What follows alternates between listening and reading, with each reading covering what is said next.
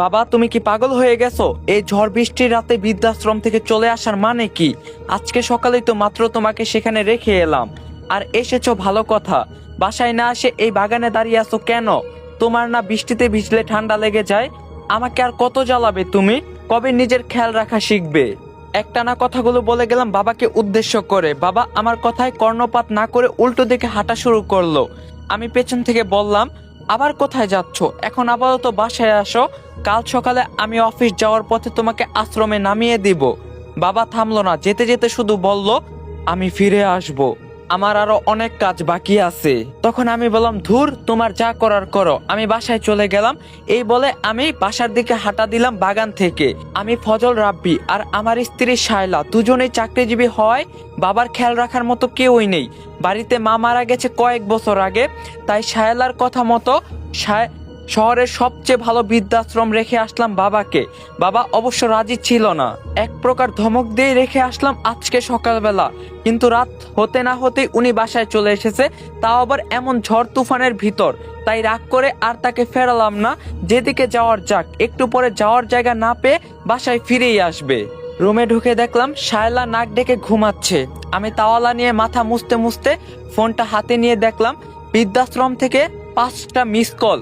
মনে হয় বাবাকে সেখানে না পেয়ে কল দিয়েছিল। আমি সাথে সাথে কল ব্যাক করলাম।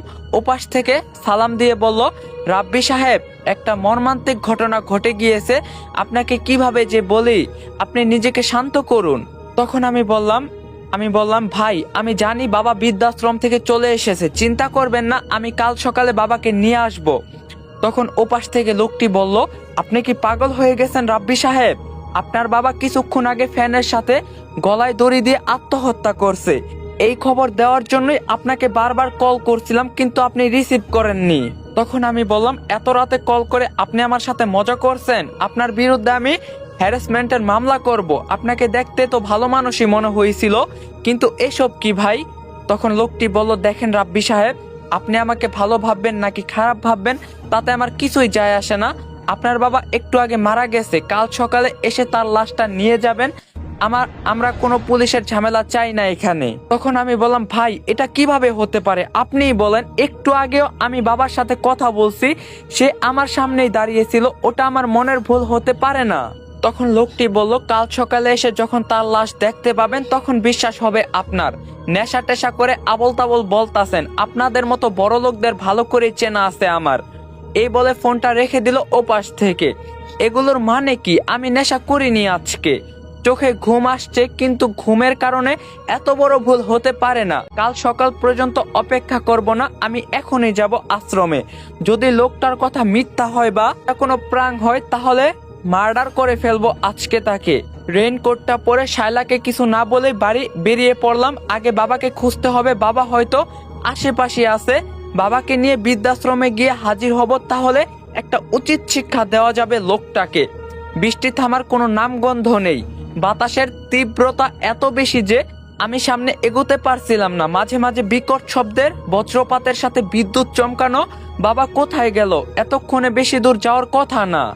আশেপাশে অনেক খুঁজলাম, কিন্তু বাবাকে কোথাও পেলাম না। হতে পারে বাবা আশ্রমে চলে গেছে, এখন সোজা সেখানেই যাব। পেছন থেকে বাবার কণ্ঠ কেউ ডাক দিল, বাবা রাব্বি, আমি এখানে, আমাকে নিয়ে যা। সাথে সাথে পিছনে তাকিয়ে বাবাকে খুঁজতে লাগলাম, কিন্তু আশেপাশে কেউ নেই। হন্য হয়ে খুঁজলাম চারপাশে, কাউকেই পেলাম না। মনের ভুল ভেবে আশ্রমের উদ্দেশ্যে সোজা হাঁটা শুরু করলাম। একদম কাক বেজা হয়ে আশ্রমে গিয়ে উঠলাম। প্রায় শেষ রাত, অনেকে নামাজ পড়ার জন্য উঠেছে। পরক্ষণেই ওই লোকটা আসলো যে আমাকে ফোন করছিল। আমি রাগী চেহারায় তার দিকে তাকিয়ে বললাম, কোথায় আমার বাবার লাশ? দেখি আমি নেশা করছি নাকি আপনি? তখন লোকটি বলল, রাব্বি সাহেব, শান্ত হন, আমার সাথে আসেন, ওই রুমে আপনার বাবার লাশ রাখা আছে। লোকটাকে অনুসরণ করে সেই রুমে গেলাম। 60 ওয়াট এর হলুদ বাতিতে দেখলাম চৌকির উপর সাদা কাপড়ে মোড়ানো একটা লাশ রাখা। আমি ধীর পায়ে এগিয়ে গিয়ে কাপা কাপা হাতে লাশের মুখ থেকে কাপড়টা সরিয়ে স্তব্ধ হয়ে গেলাম। সত্যি আমার বাবা আর নেই। বুঝতে পারছি না কাঁদবো নাকি অবাক হব। তাহলে বাগানে আমি কার সাথে কথা বললাম? মৃত্যুর পর কি করে আমাকে দেখা দিল? হঠাৎ পকেটে আমার ফোনটা বেজে উঠলো। স্ক্রিনে তাকিয়ে দেখলাম শায়লা ফোন করছে। হয়তো ঘুম ভেঙে গেছে, আমাকে না পেয়ে ফোন করছে। আমি ফোন রিসিভ করে বললাম একটু জরুরি কাজে বাইরে